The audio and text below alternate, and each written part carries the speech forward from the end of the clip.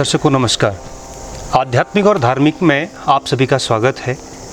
आज हम आ चुके हैं कसार देवी में, और कसार देवी में आज हमें विवेकानंद महाराज जी का सानिध्य प्राप्त हुआ और हम उनसे आध्यात्मिक जगत के बारे में कुछ जानना चाहेंगे। हमारे कुछ जिज्ञासाएं हैं, हम उनसे कुछ बातचीत करेंगे। स्वामी जी, आपका स्वागत है। नमस्कार। नमस्कार स्वामी जी, सबसे पहले हम अगर धर्म की बात करें तो किसी मनुष्य को जो धर्म के बारे में गूढ़ रूप से नहीं जानता है तो उसकी क्या परिभाषा हम बताएंगे? देखिए, मैं तो ये मानता हूँ कि मानवता ही सबसे बड़ा धर्म है। सबसे पहले चाहे कोई भी धर्म हो जी, अगर वो आपको जीवों के प्रति प्रेम, दया, सहिष्णुता ये नहीं सिखाता तो उसको धर्म नहीं कहा जाएगा। मेरा अपना ये मत है। जी। तो जितने भी धर्म हुए हैं उनकी मूल अगर आप शिक्षा देखें तो सभी यही सिखाते हैं। तो मेरे ख्याल से हिंदू धर्म भी इस विषय में सबसे ऊपर कहा जाएगा, क्योंकि हमारे में जैसे वसुदेव कुटुंबकम जी की धारणा रही है जी तो हम सारे संसार को एक कुटुंब की तरह देखते हैं। जी। किसी के प्रति नफरत या किसी के प्रति विद्वेष हमारे धर्म में करना नहीं सिखाया जाता। सबका सम्मान करना सिखाया जाता है और सबके प्रति दया भावना रखना, सबके प्रति एक भाव रखना, ये मुख्य। तो मैं उसी को कहूँगा कि यही मूल रूप से धर्म है। जी। अगर धर्म के बाद अगर हम बात करें कि अध्यात्म की बात करें, क्योंकि हर व्यक्ति विशेष के अंदर कुछ न कुछ ऐसी शक्ति होती है जो कि भगवान की को पूजा करने के लिए वो प्रेरित करती है। क्योंकि हम जानते हैं कि हर व्यक्ति विशेष के अंदर वो शक्ति तो है, लेकिन क्या उस शक्ति के माध्यम से या उस प्रेरणा से हम आध्यात्मिक चेतना जागृत कर सकते हैं, या उस आध्यात्मिक चेतना जागृत करने के लिए गुरु का स्थान कितना महत्व रखता है? देखिए, गुरु का स्थान तो चाहे आप कोई भी संसार का कोई भी विषय हो, शिक्षा हो, स्कूली शिक्षा हो या कोई भी हुनर ही आपने सीखना हो, तो गुरु का स्थान तो हमेशा से ही सर्वोच्च रहा है। गुरु ही हमें उसके विषय में जानकारी देता है। तो बिना गुरु के तो आप कोई भी काम, कोई भी विद्या, चाहे वो किसी भी प्रकार की विद्या हो, जैसे साधुओं की विद्या को आप ब्रह्म विद्या कह सकते हैं, तो कोई भी विद्या हो बिना गुरु के तो आप बहुत, या तो आपके अंदर स्वाभाविक रूप से इतना टैलेंट हो तब तो आप कुछ अपने दम पे कर सकते हैं, नहीं तो अगर गुरु के बिना ये बहुत मुश्किल है। मेरे ख्याल से गुरु का तो हमेशा से ही महत्व रहा है।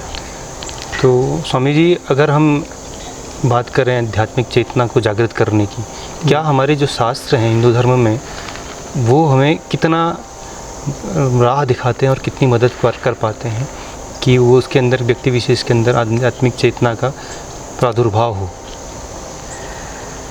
देखिए, मैं खुद बचपन में इन्हीं जो आप शास्त्रों की बात कर रहे हैं, जो हमारी धार्मिक किताबें हैं, चाहे महाभारत, गीता, रामायण, पुराण, उपनिषद, जितनी भी प्रमुख किताबें हैं, मैं खुद उन्हीं से प्रेरणा लेके ही घर से निकला हूँ।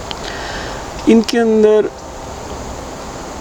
ज्ञान तो है ही, इसके अलावा बहुत सुंदर सुंदर कथाएं हैं जो हमें प्रेरित करती हैं कि आप भी जो हमारा ऋषि मुनियों का मार्ग रहा है, एक आध्यात्मिक अनुसंधान का मार्ग रहा है, तो उसकी ओर प्रेरित करती हैं। तो इसमें तो कोई शक ही नहीं कि आप देखिए हमारे तमाम शास्त्रों में या पुराणों में योगियों की बहुत ही सुंदर सुंदर कथाएं हैं जिनको पढ़ के ही आपको लगेगा कि हमें भी इस प्रकार से होना चाहिए। तो यही मेरे ख्याल से ये सबसे महत्वपूर्ण फैक्टर आप कह सकते हैं कि जो आम जन को प्रभावित करता है और वो लोग घर छोड़ने को और इस आध्यात्मिक अनुसंधान के लिए निकल पड़ते हैं। क्या भगवत प्राप्ति के लिए घर छोड़ना ही ज़रूरी है, या जो जिस प्रकार से हमारे शास्त्रों में नवधा भक्ति का उल्लेख है उसमें से किसी भी भक्ति के माध्यम से क्या भगवत प्राप्ति के तरफ बढ़ सकता है मनुष्य? नहीं, ज़रूर, क्यों नहीं, घर रहते हुए भी बढ़ सकता है। ऐसे हमारे बहुत सी ऐसे उदाहरण मिलते हैं, बहुत सारे उदाहरण हैं जो घर रहते हुए ही उन्होंने काफ़ी अपना गृहस्थ धर्म का पालन करते हुए बहुत उच्च अवस्था को प्राप्त हुए। जैसे राजा जनक का स्थान बहुत सबसे ऊपर कहा जाएगा, और भी ऐसे बहुत सारे नरसी भगत या और भी कई सारे बहुत सारे उदाहरण हैं, बहुत लंबी लिस्ट है। लेकिन हाँ, मैं इतना ज़रूर कहूँगा कि ये रहते हुए ज़रा थोड़ा सा कठिन पड़ता है, आ सकता है, क्योंकि आपको परिवार के साथ संतुलन भी बनाए रखना है और आध्यात्मिक उन्नति के लिए जो चीज़ें आवश्यक हैं हो सकता है आप वो पूरी ना कर पाएँ, कभी कभी ऐसा हो सकता है। तो इसलिए ये थोड़ा सा कठिन बैठता है, लेकिन कर सकता है, इसमें कोई शक नहीं। तो क्या मन बुद्धि चित्त अहंकार जो मनुष्य के अंदर हावी रहता है, क्योंकि मनुष्य अहंकार की वृत्ति का ही एक विकृत रूप है, तो अगर उस व्यक्ति विशेष में इस प्रकार का अभ्यास हो जाए कि कहीं ना कहीं वो उस अहंकार को कम करे और भगवत प्राप्ति के लिए जो नवधा भक्ति का अनुसरण बताया गया है किसी एक को भी मार्ग को चुन ले, क्या वो उस तरफ अग्रसर हो सकता है?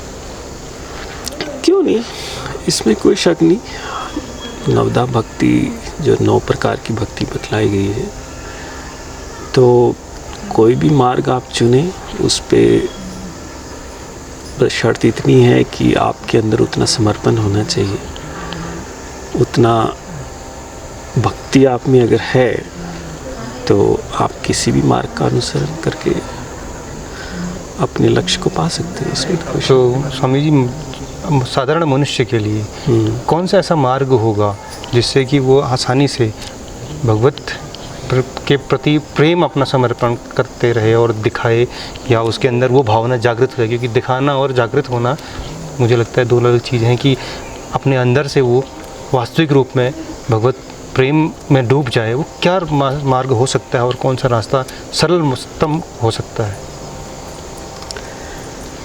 देखिए, मुझे लगता है कि आजकल के युग में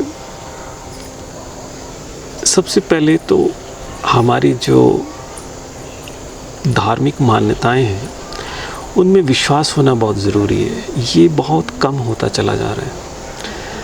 आज बहुत से लोग इस बात को ही, जो कर्म का सिद्धांत जो हम कहते हैं, उसी तक को मानने को तैयार नहीं है, जैसे कि बुरा करोगे और बुरा भोगोगे।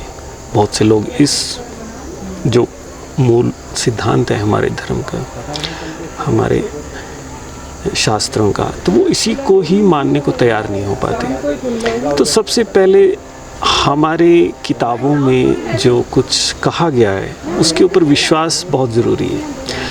तब वो, ये पहला कदम है, तब तो वो आगे बढ़ पाएगा। अगर विश्वास नहीं है तो उसका मन उसमें पहले तो लगेगा नहीं, उसके अंदर जो श्रद्धा भक्ति जो चाहिए वो आएगी नहीं। तो ये बहुत ज़रूरी है कि सबसे पहले उस ईश्वर में विश्वास बहुत ज़रूरी है।